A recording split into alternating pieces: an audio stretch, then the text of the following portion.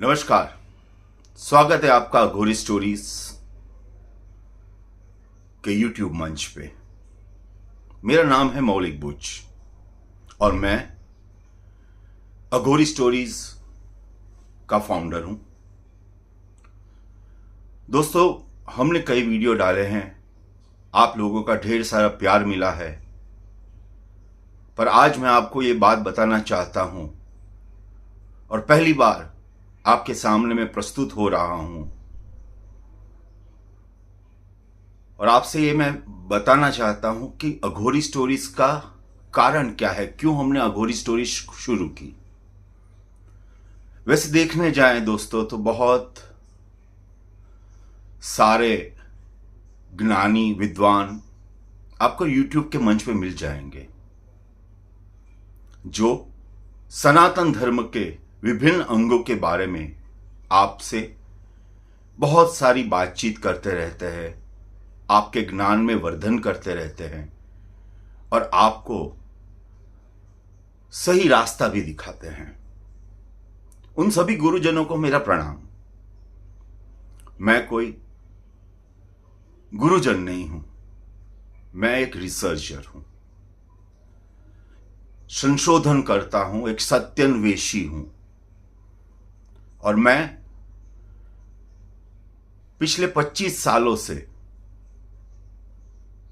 सनातन धर्म के विभिन्न आयाम, जिसमें वैदिक आयाम, जिसमें तंत्र आयाम के अंदर शैव तंत्र आयाम, लक्ष्मी तंत्र आयाम, शक्ति तंत्र आयाम, काली तंत्र आयाम, 10 महाविद्या तंत्र आयाम, योगिनी तंत्र आयाम के बारे में रिसर्च कर रहा हूं। इसके अलावा मैं अघोर संप्रदाय पे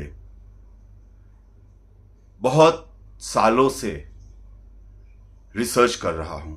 इसके लिए मैं पिछले 25 सालों से भारतवर्ष के प्रमुख तीर्थों में घूमता रहता हूं, संशोधन करता रहता हूं, गुरुजनों से बात करता रहता हूं, साधुओं से बात करता रहता हूं, अघोरियों से बात करता हूं, उनसे मिलता हूं और इस बारे में जो भी मैंने इंफॉर्मेशन एकत्र की है, सभी इंफॉर्मेशन को जब संजोया जाता है तब इसके बारे में मैं आप लोगों को रूबरू कराना चाहता हूं और इसीलिए मैंने आज से 2 साल पहले अघोरी स्टोरीज की शुरुआत की। पेशे से मैं पत्रकार हूं, शोध संशोधन मेरा कार्य है। मैं ना तो कोई साधु हूं, ना ही सन्यासी, मैं आप जैसा ही हूं जो सुबह से शाम तक अपना कार्य करते हैं, अपनी जॉब पे जाते हैं, मैं भी जाता हूं, पर बचपन से ही सनातन धर्म के विभिन्न आयाम के प्रति मेरा बहुत सा लगाव था और जैसे जैसे उम्र बढ़ती गई ये लगाव भी बढ़ता गया। भगवान शिव की परम कृपा से, मां शक्ति की कृपा से और बाबा काल भैरव की कृपा से अघोरी स्टोरीज की शुरुआत हो पाई। 2 सालों में आप लोगों ने मुझे बहुत प्यार दिया है और देते रहे हैं। मेरा एक ही सबसे बड़ा कंसर्न है कि मैं आपको सही बात बता सकूं, प्रमाण के साथ बता सकूं और सनातन का जो आयाम है अघोर, उसके बारे में आपसे ठीक से बात, आपको ठीक से बस समझा भी सकूं और आपको उसका असली स्वरूप दिखा सकूं। और इसीलिए शायद मैंने अघोरी स्टोरीज के बारे में सोचा। अघोरी स्टोरीज का नाम कैसे मैंने सोचा, इसके बारे में भी बहुत एक रोचक कहानी है जो मैं आपके साथ आज साझा करना चाहता हूं। वैसे तो मैं बहुत सारे नाम सोचता रहता था कि तंत्र के बारे में बात करूं, विज्ञान के बारे में बात करूं, स्पिरिचुअलिज्म के बारे में बात करूं, साइकिक अटैक्स के बारे में बात करूं, और उसके लिए बहुत सारे नाम आ रहे थे दिमाग में। जैसे कि एक नाम जो बहुत मुझे प्रिय था वो था एक नाम, जो नाम था religioushelp.com या ऐसा कुछ करके शुरू करूं। पर जैसे कि मैंने आपसे कहा कि महाशिव, बाबा भैरवनाथ, भगवान शिव और माँ शक्ति की कृपा हमेशा मेरे पे रही है। तो ये अघोरी स्टोरीज का जो नाम है वो खुद उन्होंने मुझे प्रदान किया। जब मैं पूजा में बैठा था तो अचानक मेरे दिमाग के अंदर ये नाम आया, और जैसे मुझे झंझोड़ के कहा जा रहा हो कि यही नाम है जिससे तुझे अपना कार्य शुरू करना है। अब जब बात आती है श्रद्धा की, विश्वास की, तो एक छोटा सा तिनका भी आपको पार लगा सकता है। और ये तो मैं पूजा में बैठा था, भगवान शिव का अभिषेक कर रहा था। उस समय मेरे अंदर ये आत्म प्रतीति हुई और मैंने अघोरी स्टोरीज का नाम रखा। मैं इसको भगवान शिव की देन मानता हूं, प्रसाद मानता हूं। और जैसे प्रसाद को हम बहुत ही संभाल के रखते हैं, पवित्र रखते हैं, वैसे ही अघोरी स्टोरीज को भी मैं बहुत ही संभाल के आपके सामने रखता हूं। मुझे कुछ भी आपसे झूठ नहीं आपको फैलाना है। मुझे आपको कोई ऐसी बात नहीं बतानी है जो हमारे शास्त्रों में, हमारे आगम ग्रंथों में हो ही ना। इसके लिए मैं खुद सालों से स्टडी करता आ रहा हूं। वेद, पुराण, उपनिषद, तंत्र ग्रंथ जैसे कि रुद्रयामल तंत्र है, डामर तंत्र है, शक्ति, मां शक्ति का जो भी आगम साहित्य उपलब्ध है, वो दैवी भागवत और भी कई पुस्तकें मैंने पढ़ी।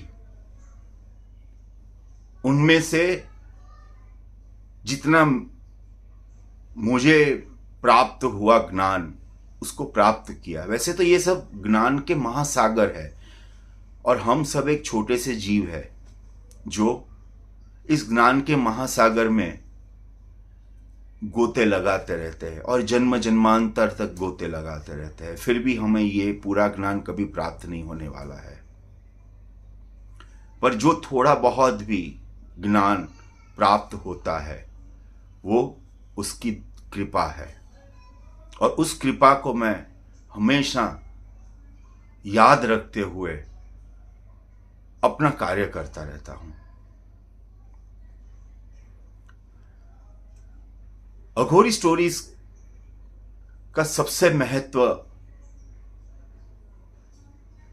है, ये वो चीज है कि अघोरियों के बारे में बहुत सी भ्रांतियां हैं, और जिस तरीके से अघोर संप्रदाय को पाश्चात्य देशों के लोग जब भारत भ्रमण के लिए आते हैं और वो जिस तरीके से अघोरियों को दर्शाते हैं, वो देख के मुझे दुख होता है। क्योंकि अघोरी कोई डेंजरस या आपको कुछ कर देंगे या आपका नुकसान करेंगे, ऐसे है ही नहीं। जो अघोरी होते हैं वो सिर्फ बाबा भोलेनाथ और काल भैरव और मां शक्ति के पुजारी होते हैं। वो निरंतर उनका जाप करते रहते हैं, उनका नाम लेते रहते हैं और बहुत ही सादा जीवन जीते हैं। अघोर का जो संस्कृत वर्ड है अघोर,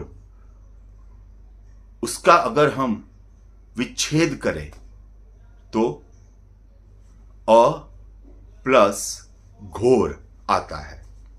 मतलब अ प्लस घोर। घोर का मतलब है बहुत ही भयानक, बहुत ही रहस्यमय, बहुत ही, एक तरीके से कहा जाए तो एक ऐसी चीज जिससे भय प्राप्त होता है, उसको घोर कहा जाता है।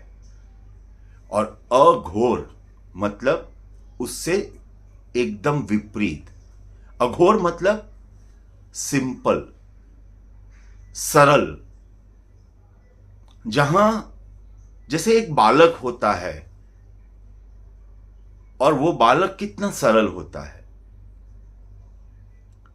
ना कोई उसके मन में कोई द्वेष होता है, ना कोई पाप होता है। अघोर का मतलब ही सहज है। तो अघोरियों से डरने की कोई जरूरत नहीं है। मैं मानता हूं कि अघोरियों के वेश में कभी आपको ऐसे लुटेरे मिल जाएंगे, पर जो असली अघोरी होता है उसे ना तो आपके पैसों की कामना होती है, ना तो आपके लिए वो कुछ आपसे कुछ एक्सपेक्ट करता है। वो तो सिर्फ लोक कल्याण के लिए, मानव कल्याण के लिए और आत्म कल्याण के लिए ही अपना काम करता रहता है। और ये सत्य है, ये सनातन सत्य है, और इस सत्य को कोई झुठला नहीं सकता। तो ये ही आज का एक छोटा सा वीडियो था जो मैंने आपके समक्ष रखा। आशा है आपको अच्छा लगा होगा। नमस्कार, जय माता दी।